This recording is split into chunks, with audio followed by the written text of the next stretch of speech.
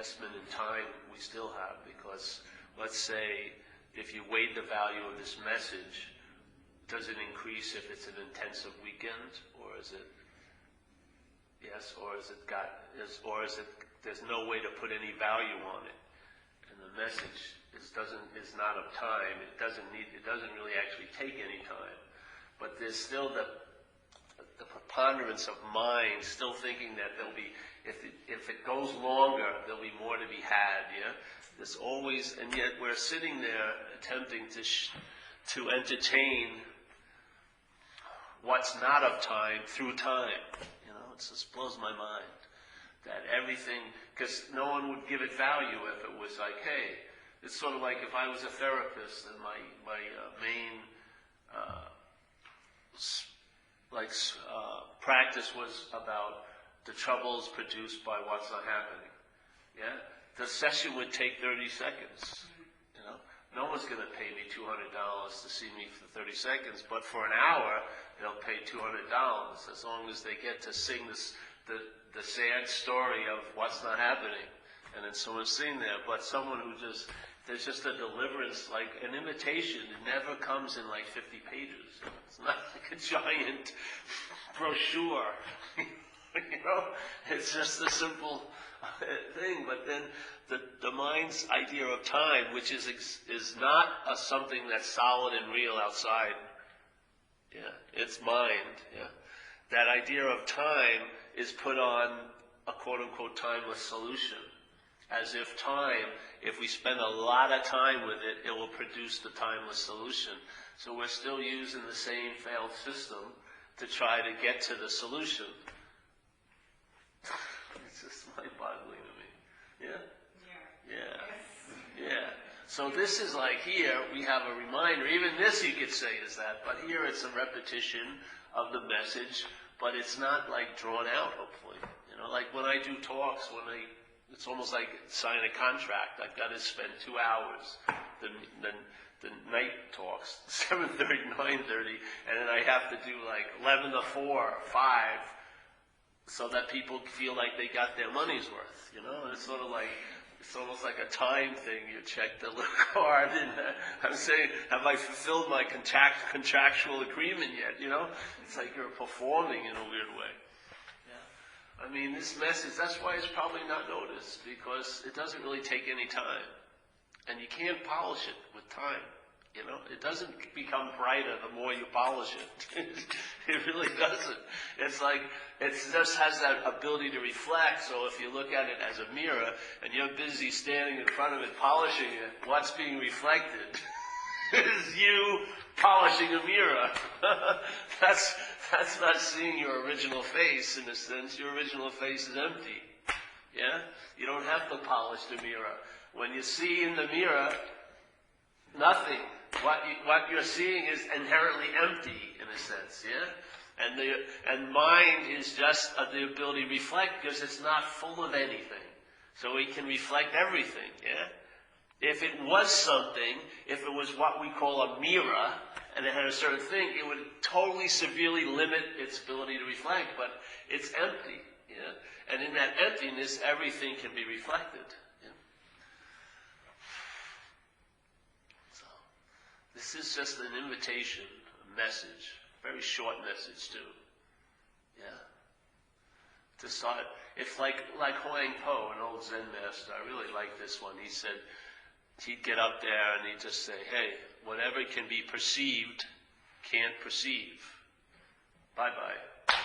That was the talk for the day. Other times he got up and he just looked around. He says, you all fucking heard this before and left, something, paraphrasing it. But I mean, that's something, that's for me, when I heard that, whatever can be perceived can't perceive, it was surrounded by a pause, yeah? That's to me how you entertain something, yeah? Like a beautiful meal is brought and then a pause surrounds it, That's what I call entertaining. Entertaining is like the thinking, the reliance on the thinking system, the reliance on this whole system is sort of stopped in a way, and in that pause, that's how you entertain the message. You don't entertain the message with the system. You don't. Yeah? But then what happens is the mind entertains the message like in a pause. Like so when I would read that statement, it would be like if it was in a book, there would be about 10 blank pages afterward, which would say pause. Pause. Before you go to any other knowledge, pause. Just sit with that. Whatever can be perceived can't perceive. What's looking is what you're looking for. These beautiful little cryptic statements are what? They're self-stoppers. Yeah? The self can stop, and in that stopping, that's the entertaining of the message. That's it. The mind isn't defined at that moment, because it's not a moment, in the system of the structure of selfing. Yeah? It's paused in that whole system, and that's when it entertains its own nature.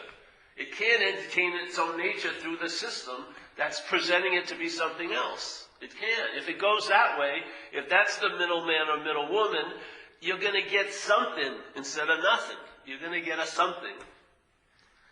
And then that something, like a lot of somethings, will be believed to be able to be improved by doing more of it and having more of it. Yeah? By doing more of it and having more of it, I'll have more of that something I'm calling nothing. Yeah? But nothing, how much more of nothing can you get? I mean, how are you going to pile on nothing upon nothing? I mean, it's still going to be nothing. And how much time is it going to take to get nothing? No time, obviously. So I don't know, I like this message. It's clean because it doesn't point you to something. It just points at you as nothing, yeah? So it doesn't point you to a something. It points at you, yeah, to nothing, yeah? Much cleaner to me. When nothing starts looking for a something, it takes itself to be something, doesn't it? Yes, that's what's happening. It can't help to do that because once, let's say, as a thing here, you get introduced to nothing. What does it become? Something.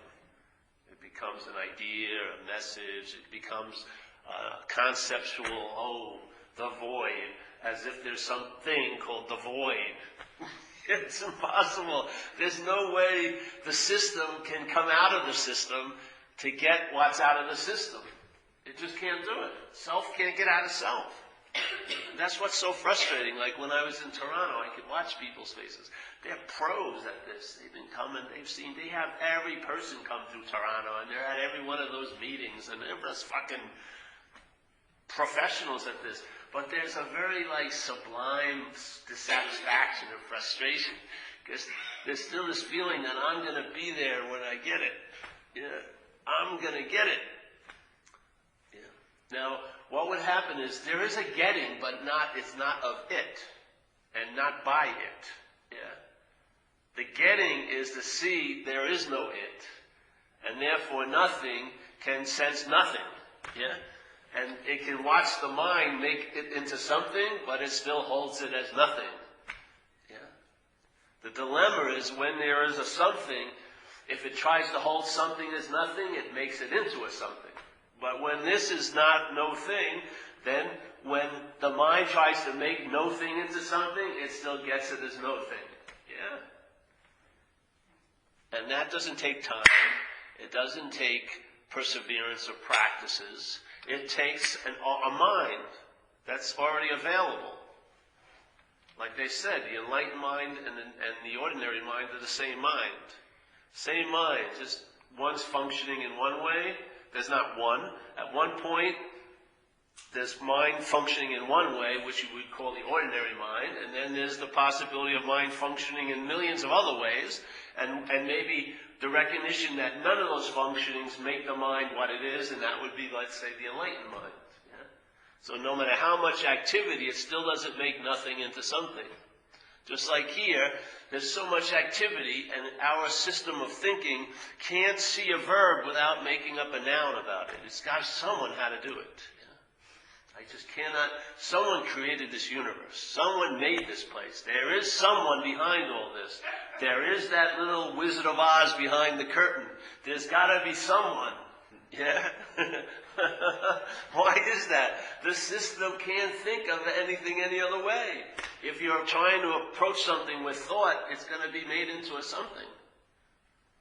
Yeah. So this is like, wow. Keep coming here, you get nothing. Maybe you get a t-shirt and stuff like that, whatever. But basically nothing, Nothing, nothing, nothing. And then hopefully it's like a lazy Susan, really. You keep slipping the invitation in. And one time, it goes right through. And in the mind, doesn't receive the message of not being a self in the yoga posture of selfing. Yeah, so it grabs the message like this and makes it into something. Oh, this is a message for me. No, it isn't a message for you. But it actually comes out of this, because this little invitation's been dropped in. It comes out, and when it comes out of the yogic posture, there's an aha. Unspoken yes, sooner or later. Maybe you'll need a few of them to shift the emphasis. But once the emphasis is shifted, you'll be traveling later. Now, are you enlightened or awake? Who gives a fuck, really? The whole point is, a part of not traveling light is thinking always about being awake and enlightened. Really, it's so fucking heavy. Literally. And if you're not enlightened, just like when selfing is amazing, because I remember when I was young, my father got ill when I was 6, yeah. He was hanging out with me quite a lot, as much as he could, and it was like I was in an idyllic stage, and then my family broke the news to me, your father's really getting sick, and I think Dr. Jan Quinto came over and told me, your father's really sick, he's not going to be able to hang out with you as much. And no matter how many people told me, it had nothing to do with me. In the mind, being in self-centeredness, the only way on a deep level it could interpret my father not playing with me is I must have done something to cause my father. So let's say enlightenment is a very important idea in your head. And that drops in. You don't believe you're written into the story that you have to have had something to do with not being enlightened? And what does that make you? Who would not choose enlightenment? Especially when you hear this New Age stuff. Someone called me yesterday. Oh, are you the creator of your life, or are you the co-creator of your life? Okay, let's say you're the creator of your life. First of all, nothing's created here. It's all made. It's all appearance here. But let's just say you're the creator of your life. And let's say in this life that you created, you're not enlightened. What the fuck are you going to do with that? Your head. You think it's not going to have a huge hellish picnic on that one? For sure. You're going to be blamed. I'm the only one who's not. I created this. I made this hell for me. You see, it's insane, yeah? I mean, what is brought, like Jesus supposedly came.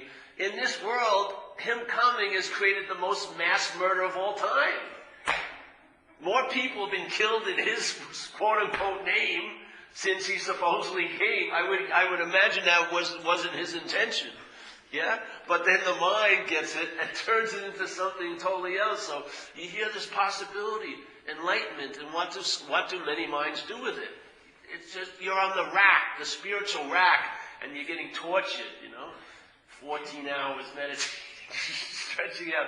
You look like a piece of parched papyrus. You haven't been out in months. You've been sitting inside, eating gruel and just looking and reading 800,000 scriptures. You were much better off when you had no idea of enlightenment. You were more enlightened then. Yeah? Jesus Christ, the whole pursuit is producing the exact opposite. Now people are so subtly obsessed with their idea of self, it's incredible. Yeah? If it was a factory, they should have been closed down.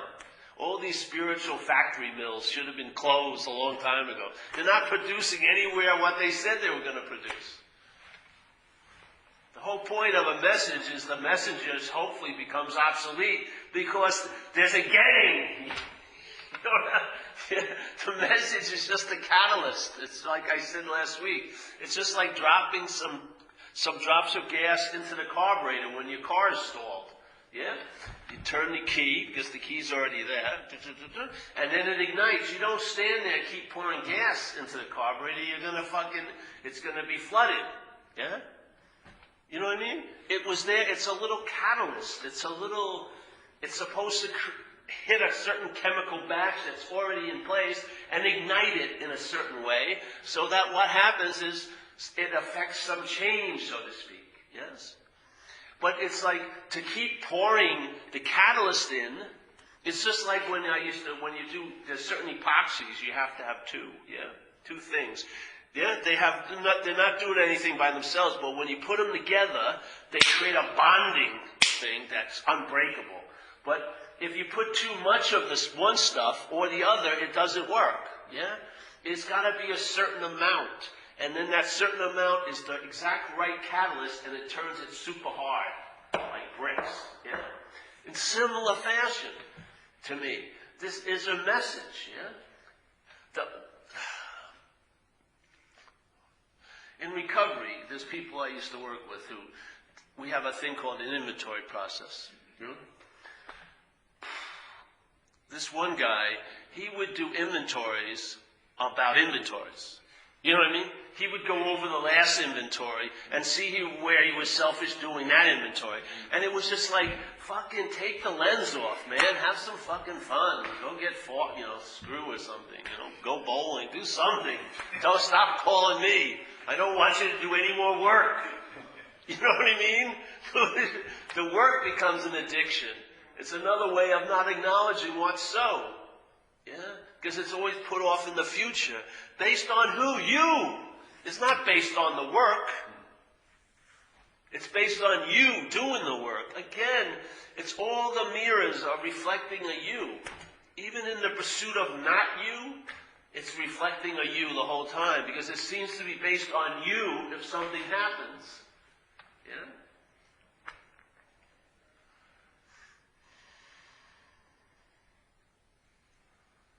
So a timeless solution, how could it ever be approached in time? It seems to go against the whole message. Yeah? A timeless solution, you wouldn't have more of it if you studied it more. You wouldn't have more of it if you bought more of it. You wouldn't have more of it if you watched more DVDs. You wouldn't have more of it. Yeah? Because there's no more or less. It's not a substance and it's not in time. Yeah? And the point is finally, in a sense, not you as Paul or Deb, but something in you as the final authority where you know it, you get it. One of the times, the lazy Susie, it goes through, and there's an aha or an unspoken yes. Yeah? And if it's not claimed by the head, that's an incredibly convincing state. If this thing tries to become convinced, it can't become convinced because it's dualistic. It's a binary system. So it can think it's thoroughly convinced, and then it will be unconvinced in a second. And then it goes back and forth. That's not convincing. Convincing is through finding out. Yeah? Through finding out. It takes hold somewhere other than in the mental realm. Yeah? I like to have it with that I don't know, and the whole point of I don't know is it puts you in a position of finding out. The finding out sinks deeper. It doesn't get sucked up by the mental vacuum. Yeah? And stored with everything else it knows. Which has no fucking power when the shit hits the fan. None. Yeah? This philosophy always shows up after the fact. I knew I shouldn't have done that. Or, yeah? Oh, now I've got to forgive myself. Jesus Christ. But finding out is a solution prior to that. Prior. Because timelessness will always precede time. Yeah? It arrives before the problem even appears. So the solution is inherently in the solution. Yeah? It's always so, and it never becomes not so. A problem starts appearing to be so, and then we apply solutions to it, and then maybe it appears not to be so, only to appear to be so again. But this doesn't appear to be so. Yeah? And it doesn't appear to be not so. It's prior to that little movement of mind, that dualistic state, yeah? Prior to it. And right now, every second, it's being demonstrated in what we call our life, which is the conscious contact. Something.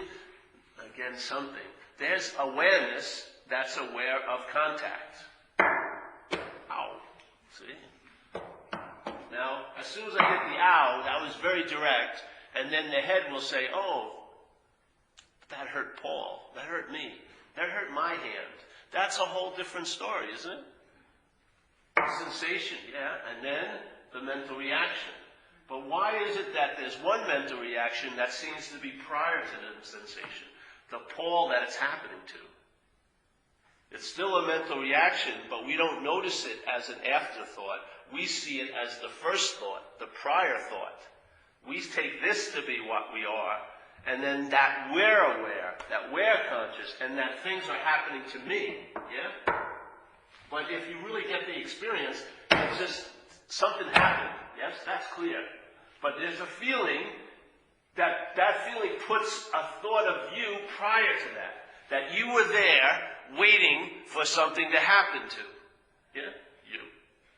Yeah. It's just waiting. It's always so waiting. And then stimuli happens. And then it goes, it feels like it happened to me. And the me was prior to the happening. Yeah? Doesn't it? While you're walking around, you feel like all the happenings that occurred during the day happen to you, which makes you prior to all the happenings. That you're always there, and if nothing's happening, that's happening. Nothing's happening to me. But the me seems to be continually happening, so it's never even questioned as if it is a happening. Yeah? It's taken to be something other than a happening. It's taken to be something that's solid and thing. And I'm the one who's receiving all the stimuli. And all the stimuli isn't just moving through, it's coming from me. It's an amazing move, if you really see it. And it will recognize a lot of stuff on this side, but it will never, very rarely, see that prior reaction, which is a reaction, means it's a reacting. The priorness is its illusory quality. It feels as if it's before everything else that's happening, doesn't it? It's made up, but it feels like it. And if it goes on like that, whatever happens will always be happening to you. So the you will become what always happens, so it doesn't seem to be happening anymore, because it's what everything happens to. Yeah?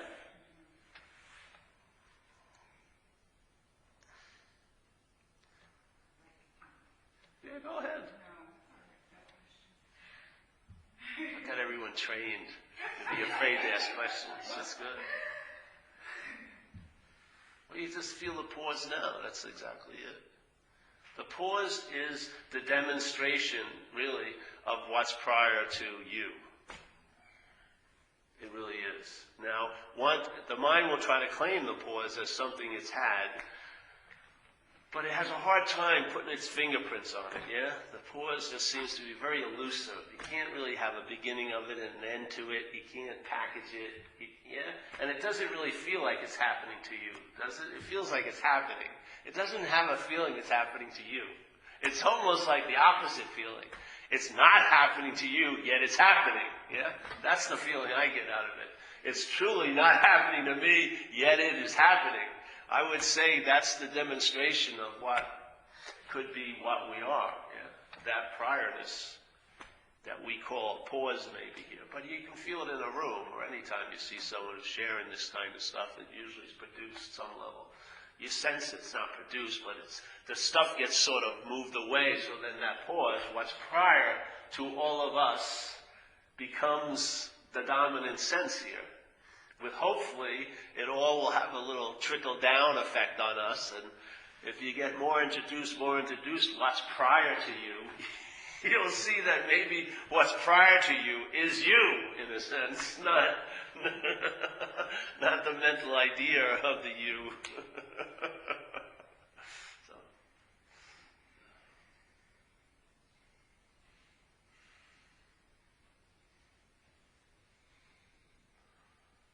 And it has a huge impact, really. When you get a sense of something happening that's prior to you, I think it does a lot more than 800 pages of scriptures and 400 retreats. stuff, really. Because now the mind is in its own realm, timeless, no-thingness, direct transmission, in a sense, yes? No time passing.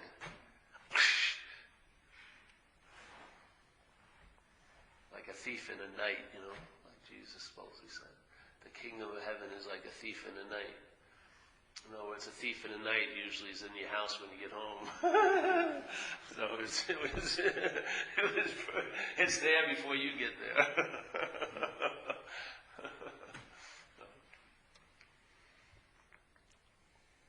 So probably next week I'll have a week-long retreat. Because I need money.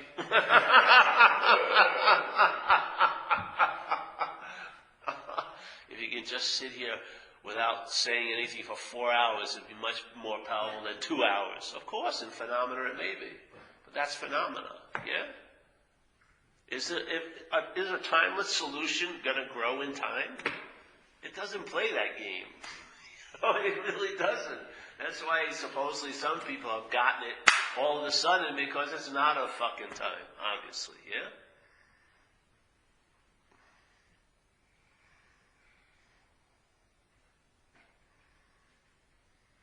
And some of us may never have the experience of getting it here, but that doesn't mean it's not so.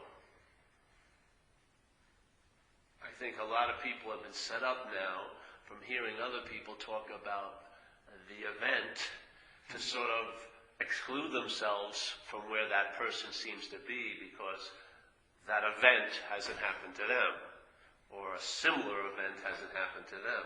And that's just another mental delaying tactic. You know what I mean? Literally.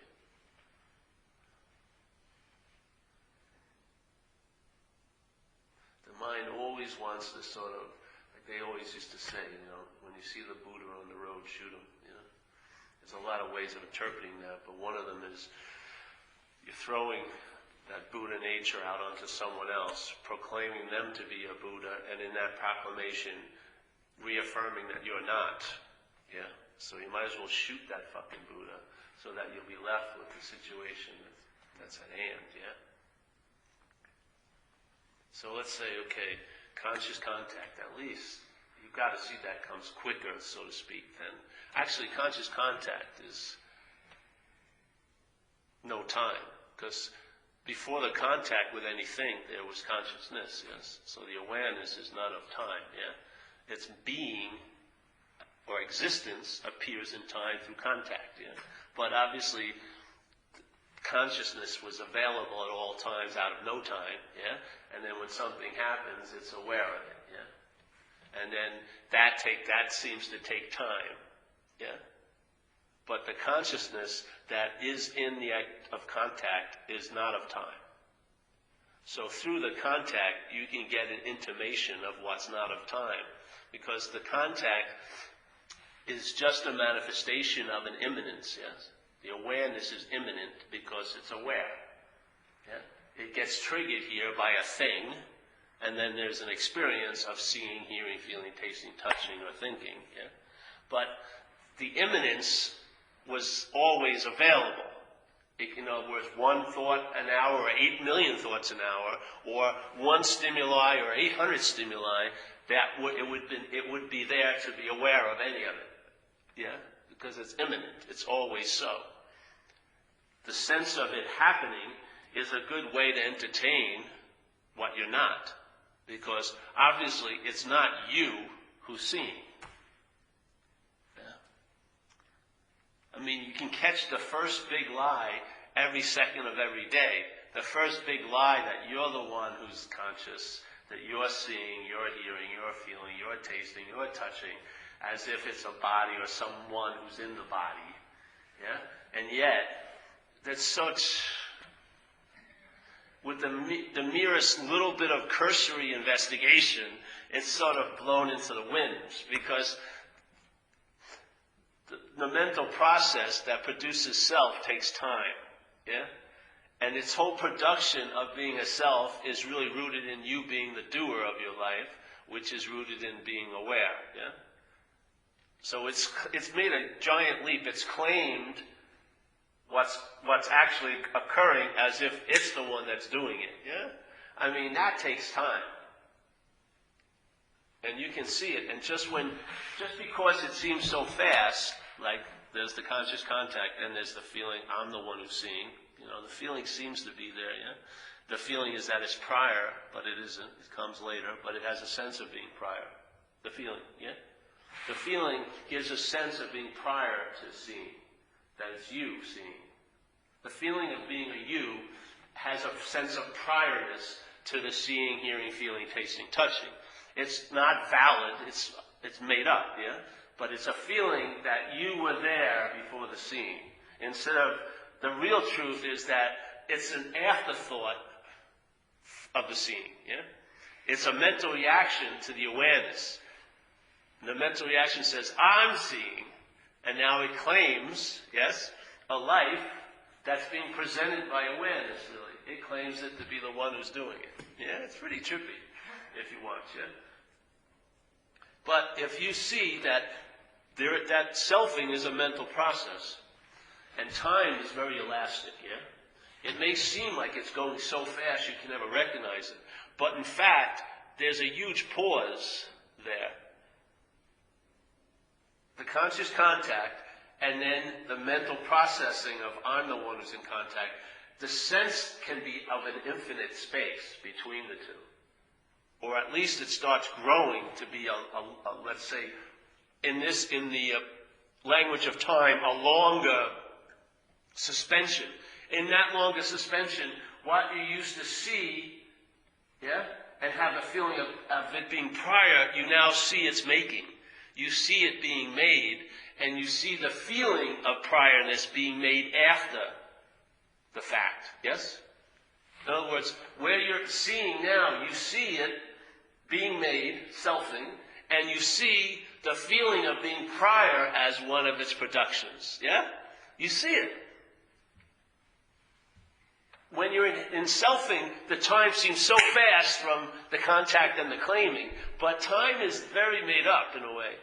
In that pause, which is eternity, you actually start seeing what you used to see from all day. You start seeing it made. You know, you see the mind. You see it doing its thing. And you see the feelings, like the feeling of being historical, made up. Feeling of being prior, made up. Yeah? And you see the production value of it. Yeah? Because now you're seeing from the pause, not from the product of the production. Yeah, and in the pause, it doesn't seem like it goes super fast. It seems to be very slow-mo in a way. You can see an interpretation setting up, bringing the historical feeling. Like it's like this. It's like the bait in the water. There's the water of awareness, let's say, or just mind. And the bait comes in, and when the mind bites the bait, it becomes a fish. Yeah. Yet, when it bites the bait and becomes a fish, it has a feeling of being a historical fish, like it's always been a fish. Yeah? But it's all made up. It's a production. So the pause, maybe from this end, looks like it's happened so fast, but from here, it can be very, very long. And more will be revealed about what you're not. Yeah? And after a while, seeing what you're not, so one time the head will leave its configuration of always trying to find a noun in everything and see what's really so is a verb.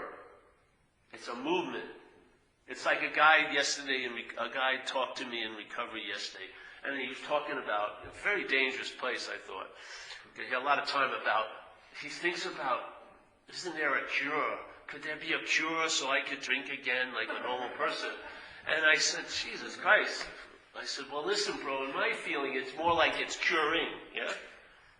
You're looking for a solid thing called a cure, but the activity of the cure is day to day. You're curing, so to speak, yes?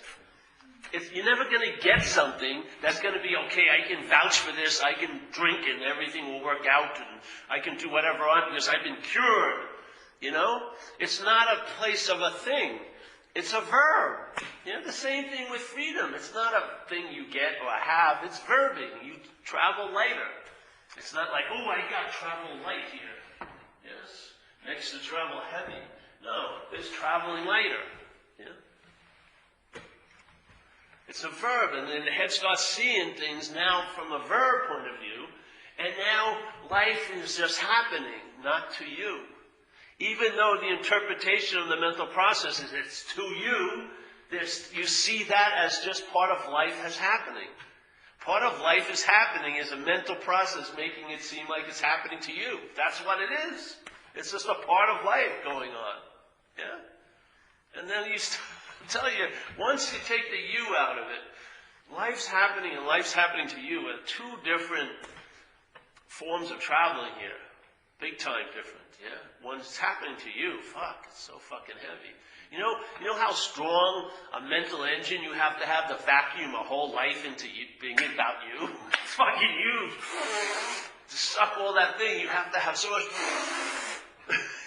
you're exhausted. You can't stop it. Plug everything in. When it's just life's happening, it's so much nicer, yeah?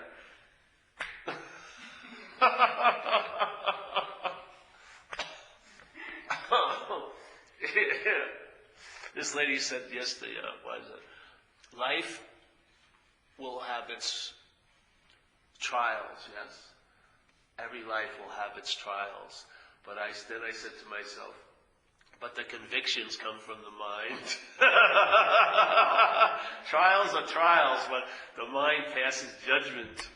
Fucking, you get sentenced and convicted day in and day out. It's like we're living out our sentence, our jail sentence. I remember I did that when I was young, and I was getting loaded, and for years I had a story going that if I ever got money from this car accident, I was going to give my mother some money. 5 years, it made me feel a little better while I was doing all this shitty stuff and shooting up every day. I had this little mythical, I'll make it all up to Ma.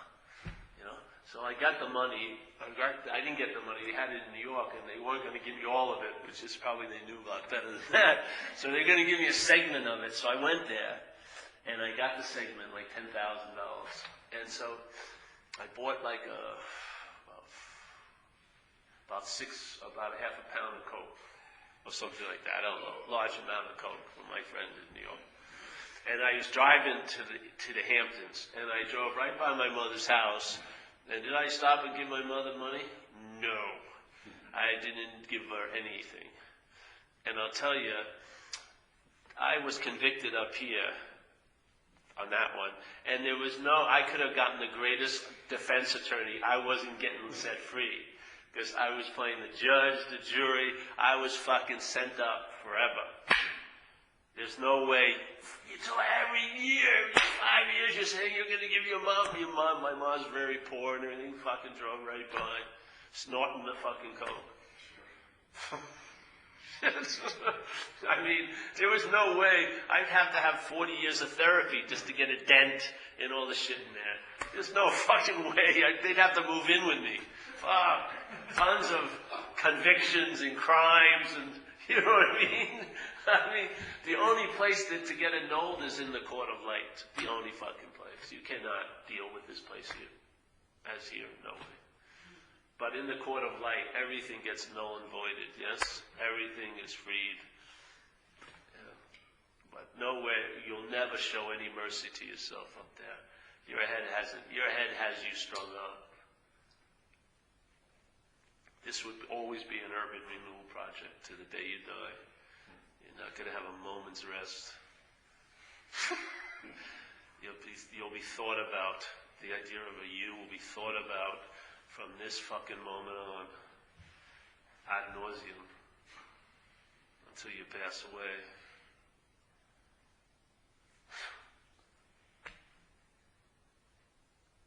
We're afraid of hell. I'd say that's a pretty good one. I swear to God. Jesus Christ, Constantly thinking. Even if it's not about you, you're believing you're the thinker of them. I mean, either way it has you. Yeah? Either they're about you or you're the thinker of them. Every one of those thoughts, every one of those actions, you were complicit in. All your omissions and commissions. In your head's point of view, you're the doer of them. Yeah. how many mea culpas or things, I don't think you're ever left off the hook. I don't think so. That judicial system doesn't see it that way. Once convicted, always convicted. Yeah. The whole thing, though, if it's not you, that idea that its whole system is built around, I'll tell you, when that drops out, even if you just start entertaining it, maybe, possibly, just may, that it's not you, your interest and attention will be dismissed from it, at least a little bit. And once it goes back to the home, not this home, but the home, and then it starts getting distributed, that is what enriches your life, is interest and attention. Really. That's the currency of this place. That's the biggest investment, is your interest and attention. Most people's interest and attention is wedded to this little ongoing porno saga up there. Life's doing it to me. I'm doing it to life somehow or another. Everyone's getting fucked somehow. Yeah? Fuck. When that's freed, your interest and attention enriches your life. What was arid and dry becomes like a jungle, like a garden bed. Yeah.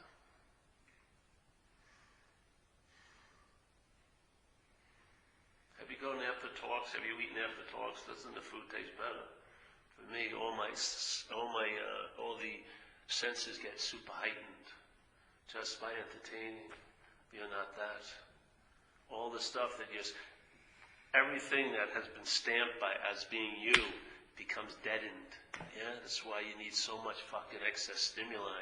You're pretty much dead. You're living like an interpretation. You're not alive. You may be thinking you're so into your body, it's a concept of your body you're into. Yeah. It's so flipping trippy.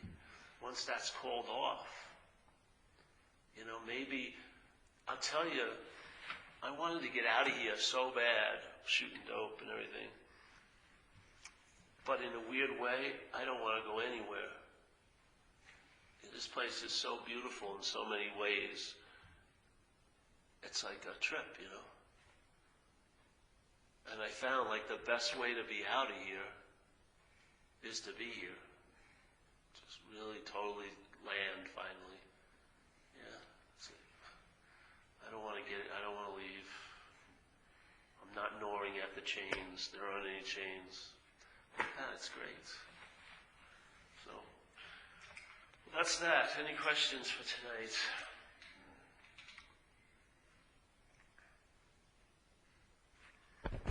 Soon I'm going to only have like